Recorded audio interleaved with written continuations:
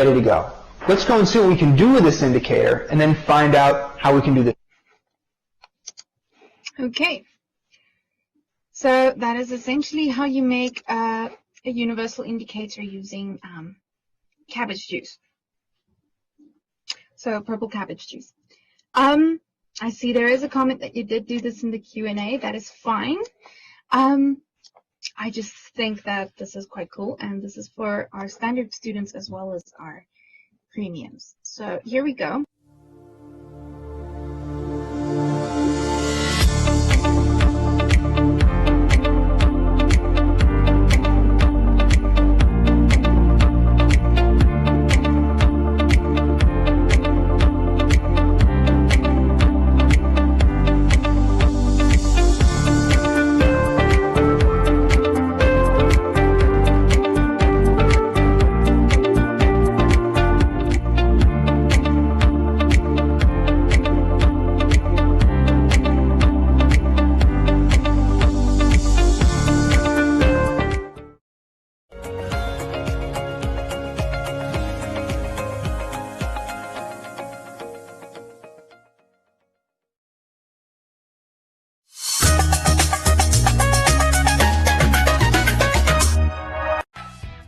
This broadcast is made possible by the Capricorn Group.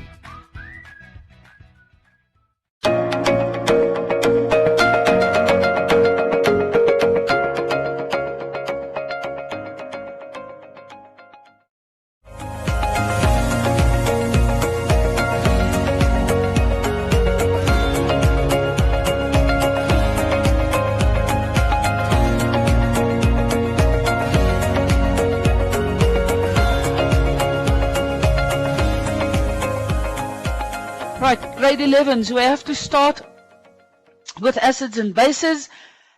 We have done some of the work in terms of acids and bases in the previous years. We will start from the beginning, and as we go through, we will do it from one end to the other. Okay, the first question that they ask in your textbooks is, what are acids and what do they do? Now in grade 8 and 9 and 10, what were you taught? What is an acid? Something with a pH less than 7. You would say, for example, it has a sour taste. And what is the color change with litmus? Turns litmus paper red. Okay. Now we have to go one step further, because the definition of an acid being something with a low pH and a sour taste is not chemically well enough. All right, so from this point on, acids are proton donors. Okay, now what is a proton?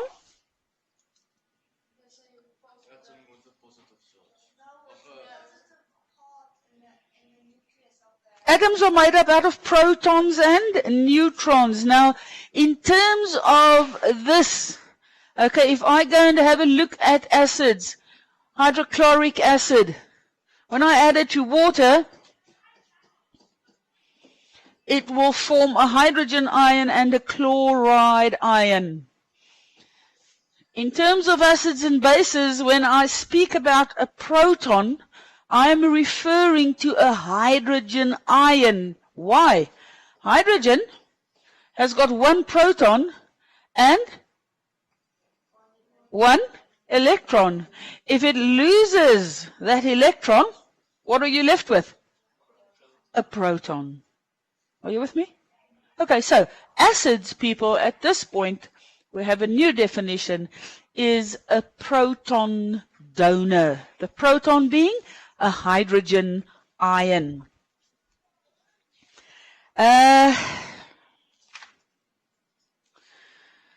If we go and have a look at the reaction of acids with the different indicators, the most common indicators that we use are litmus. We use bromo, thymo, blue. we use phenolphthalein.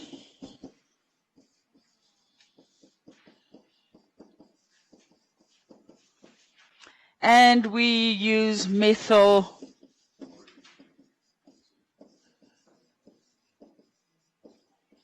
Okay, there are other indicators, but these are just the most commonly used in terms of acids and bases at school level. All right, so what is the color of litmus in an acid?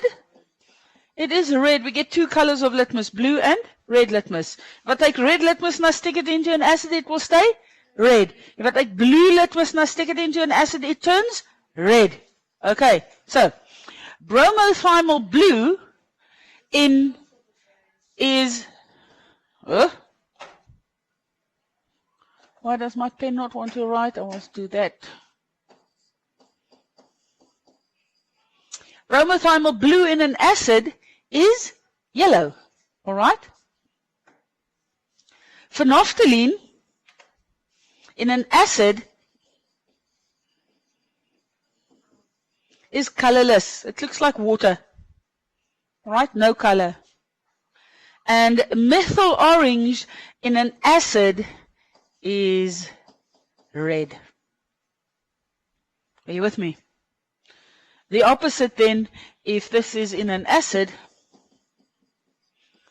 the specific indicators, litmus in a base is blue, bromothiamyl blue in a base is blue, phenolphthalein is pink, and almost exactly that color, pink, and methyl orange in, let's go and see, is orange. Okay.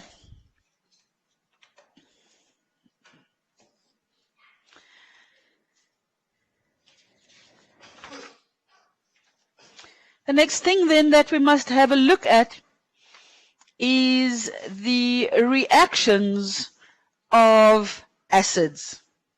Now, we can put the types of reactions together as general reactions. First of all, when an acid reacts with a metal, the products will be a salt plus hydrogen.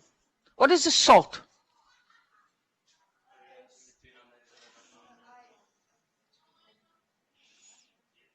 What is a salt? Yes, it's a compound. It's an ionic compound made from a metal bonded onto a non-metal part. Okay. Hydrogen gas. How do I test for hydrogen gas? Yes, a burning splint makes a popping or whistling sound. Burns with a blue flame and forms water when it's finished burning. All right, so that's the first type of reaction with an acid. Then we can have an acid plus a base. The products are a salt and water. Now, what is a base? Something with a pH higher than 7, and it will turn litmus paper blue. But give me an example of a chemical that is a base. Sodium hydroxide, toothpaste. Okay. In general, bases are metal oxides or metal hydroxides. All right? So sodium hydroxide is a base. Sodium oxide is a base. Yes?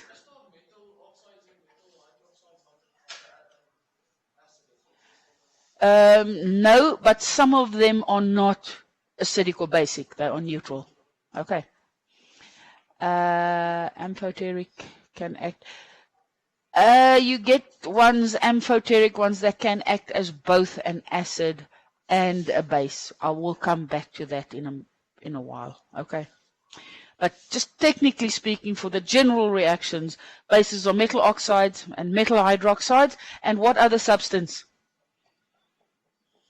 When I dissolve ammonia in water, I get ammonium hydroxide. That is also a base or an alkali. What's the difference between an alkali and a base? An alkali is a water-soluble base. All right. All alkaline substances are bases, but not all bases are alkaline because all the bases are not water-soluble. Okay. So this then is another reaction. And lastly, we will do the reaction of an acid plus a carbonate. The products being a salt, water, and carbon dioxide. By the way, how do I test for water? White anhydrous copper sulfate turns blue. All right. And how do I test for carbon dioxide? Bubble it through clear lime water and it will turn milky. All right. I'm going to have a look at one or two of the reactions. Before we do that, which acids do we work with? All right. We can work with hydrochloric acid. We can work with sulfuric acid. We can work with nitric acid, phosphoric acid, and the last one that I don't like working with is H2CO3, okay, carbonic acid. Now, why are these compounds acids, but other covalent compounds, carbon dioxide, hydrogen sulfide? Why are hydrogen sulfide is also bonded with hydrogen? Why are those compounds acids and the others not? No. These are covalent compounds. Are there ions in them? No. What's it made up out of? Molecules. All right?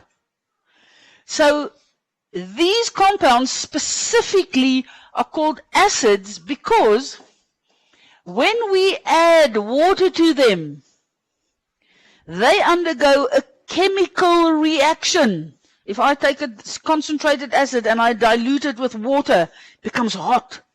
That's an indication of a chemical reaction occurring, exothermic, giving off energy. Okay? A chemical reaction called ionization occurs, and the covalent compound breaks up and it forms ions. All our reactions are dilute acids. All our acid-base reactions. Hydrogen chloride is actually a gas that is dissolved in water. Sulfuric acid is a very thick, syrupy liquid before you dissolve it in water. Okay.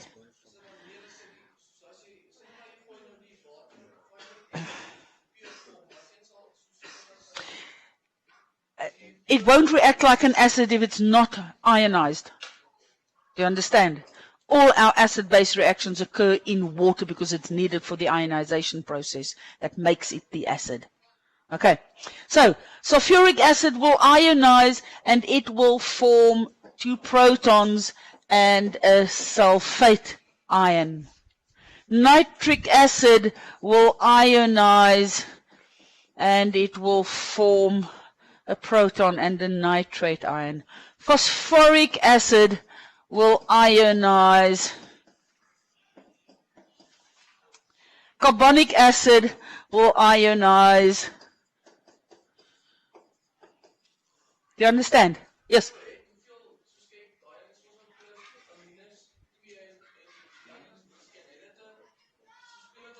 That ion, no. No. The pH of a substance depends on the concentration of the hydrogen ions. Okay. We will have a look at the calculation in a little while.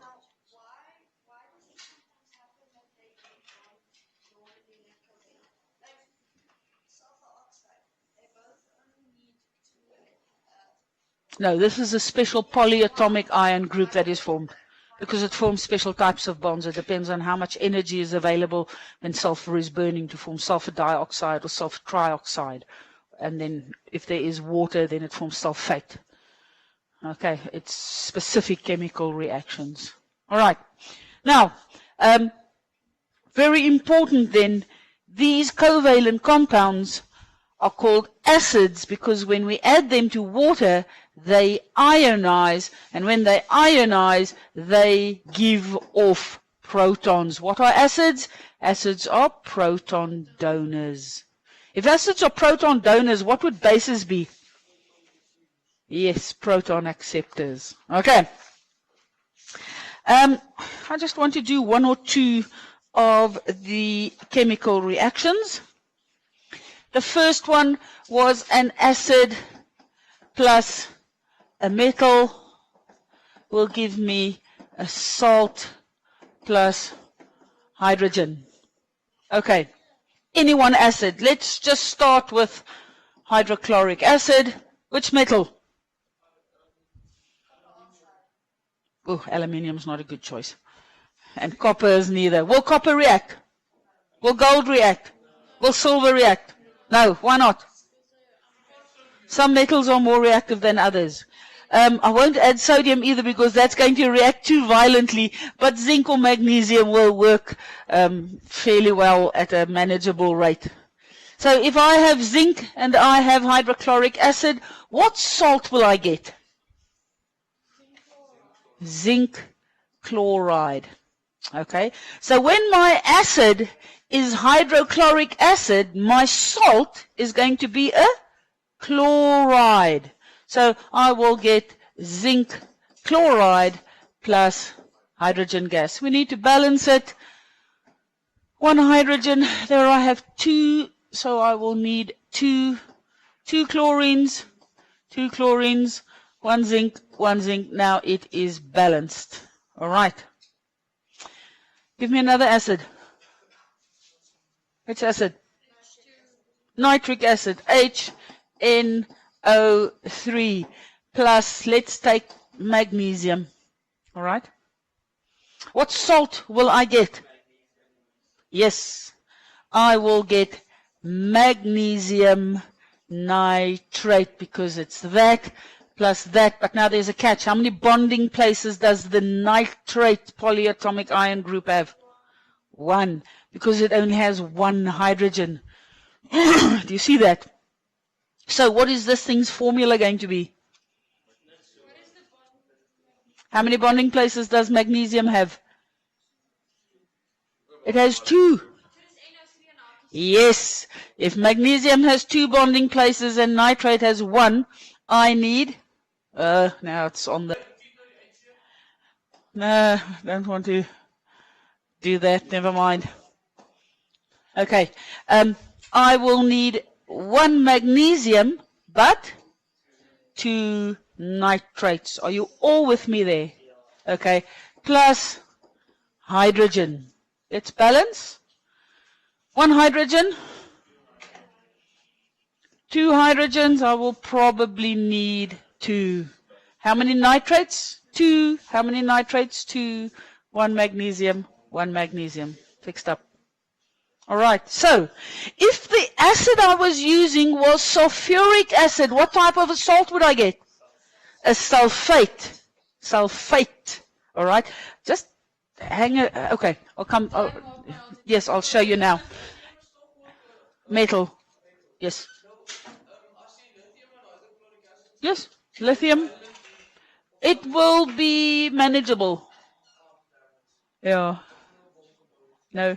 It will react faster than magnesium would.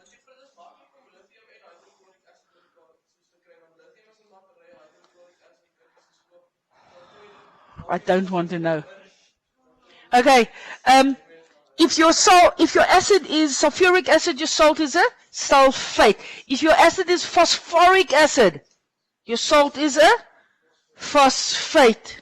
If your acid is carbonic acid, technically your salt must be a carbonate, although sometimes that doesn't work so perfectly well. So we sort of ignore carbonic acid at school level, mostly. All right. It's not that low. It should be, 4 or 5, I had to guess. It's not a strong acid. Okay. The compounds containing sulfur.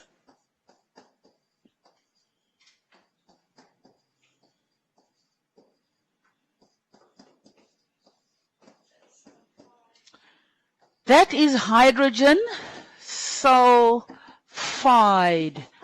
IDE. That is hydrogen sulfate. And that is hydrogen sulfite. Okay? Hydrogen sulfide. Oh, sorry, I've got it the wrong way around. Excuse. This one is hydrogen sulfite, and that is sulfate. All right. This one is mainly what acid rain is. We have water plus sulfur dioxide, and it forms H2SO3. This stuff is actually this stuff then here is sulfurous acid. All right. You need to know the difference between these things. Okay.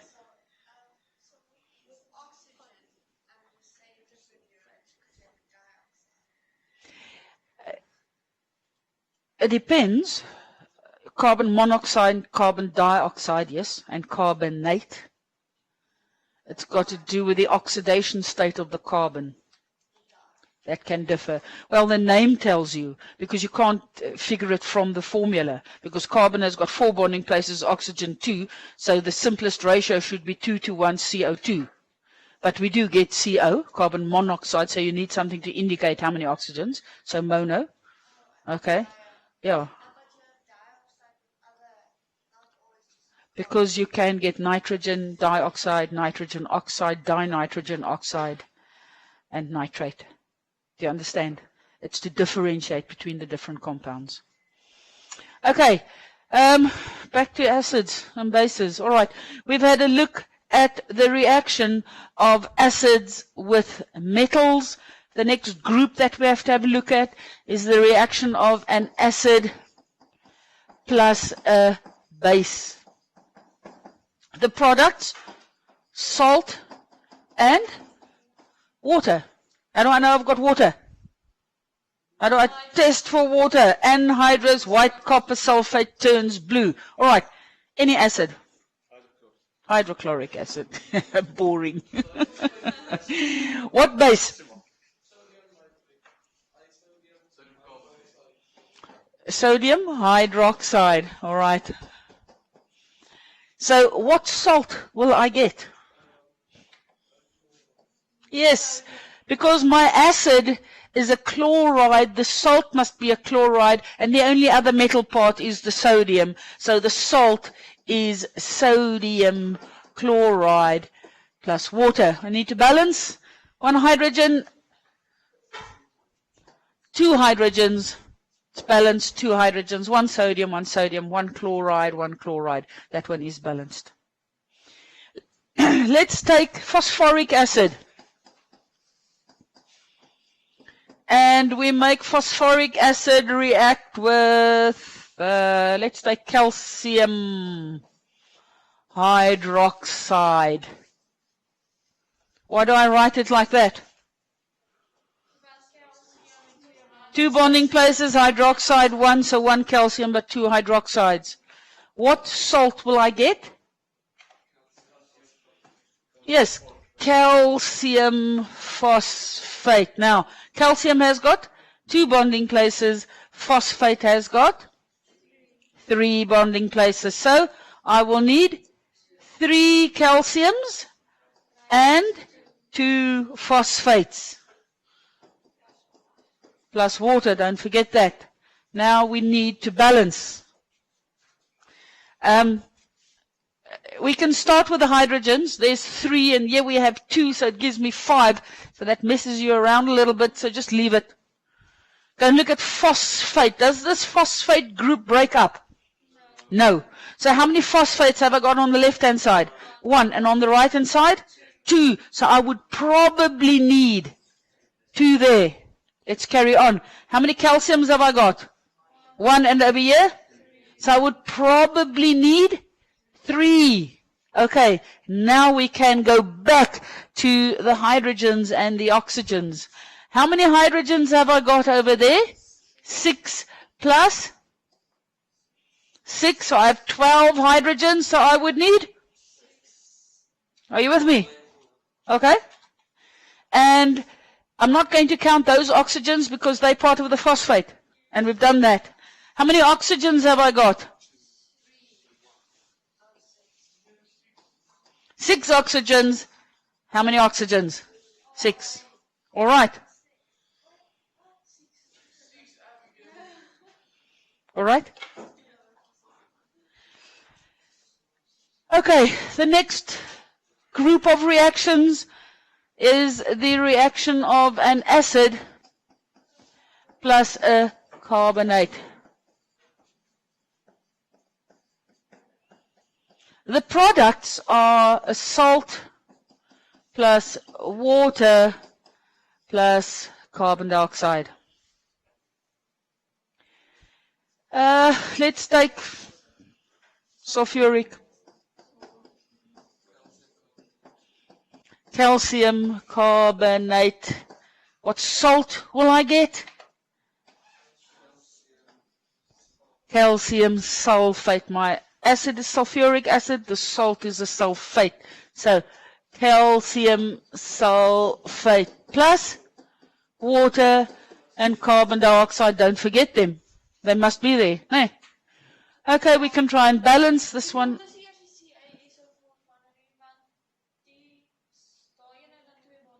Which one? Yes, and calcium? Okay. Okay.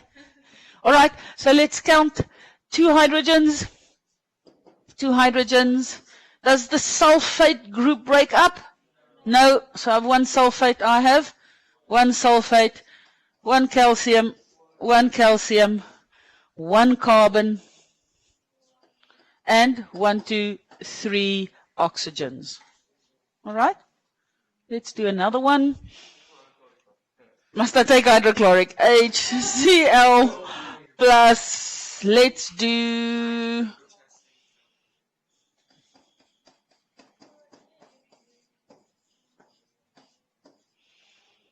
ammonium carbonate, because ammonium is not a metal, but it's a positive ion. So it acts as if it is a metal. All right? So what salt will I get? Ammonium chloride, NH4Cl, plus, don't forget, water and carbon dioxide. Let's balance. Well, I can see it immediately. How many ammonium groups have I got?